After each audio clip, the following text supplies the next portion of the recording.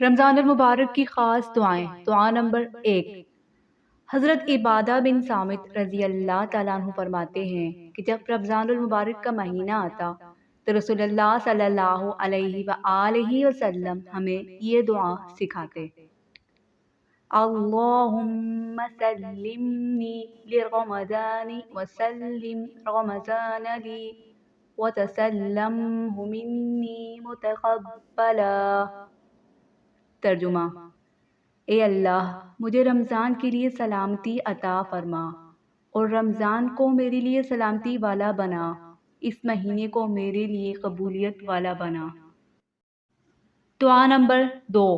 لا الہ الا اللہ الحی القیوم القائم علی کل نفس بما کسبت۔ ترجمہ: اللہ کے سوا کوئی معبود نہیں جو ہمیشہ زندہ ہے اور کائنات کو سنبھالے ہوئے ہے، جو ہر شخص کے اعمال کا نگراں ہے۔ دعا نمبر 3۔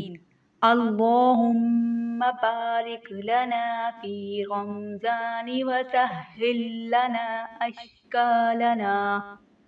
ترجمہ: اے اللہ، رمضان المبارک میں ہمارے لیے برکت عطا فرما اور ہمارے مسائل ہمارے لیے آسان فرما۔